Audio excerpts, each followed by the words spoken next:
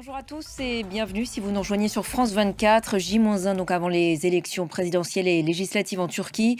Recep Tayyip Erdogan a mobilisé une dernière fois ses partisans à Istanbul. Fin de campagne dans la basilique Sainte-Sophie qu'il a reconvertie en mosquée en 2020. Le président sortant jette ses dernières forces dans cette bataille qui s'annonce serrée avec le candidat de l'opposition Kemal Kılıçdaroğlu.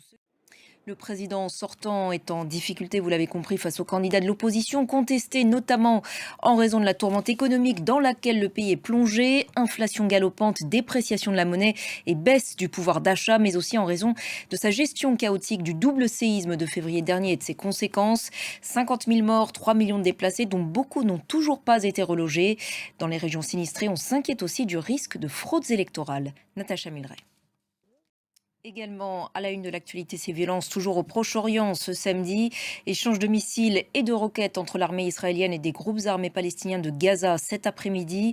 Depuis le lancement mardi dernier d'une opération militaire israélienne contre le djihad islamique, 33 Palestiniens ont été tués.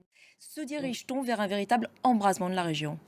Alors je prendrai des gants. En tout cas, je vois qu'à chaque fois, on est dans une forme d'escalade. Merci Sébastien Boussois d'avoir répondu à nos questions. On en vient maintenant à la visite du président ukrainien Volodymyr Zelensky en Italie, la première depuis le début de la guerre en Ukraine. Il a été reçu tout à l'heure par le président Mattarella. Pendant ce temps, sur le terrain en Ukraine, la bataille fait toujours rage autour de Bakhmout. L'armée ukrainienne affirme encore ce samedi avancer autour de la ville.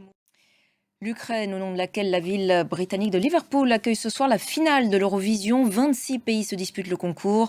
Le spectacle s'annonce comme chaque année grandiose et plein de suspense.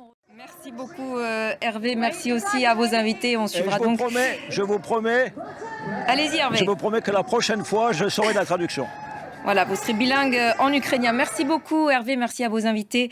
C'est la fin de cette édition. Merci à tous de l'avoir suivi. L'actualité continue sur notre antenne ainsi que sur notre site internet france24.com en français, en anglais, en arabe et en espagnol. Restez avec nous sur France 24.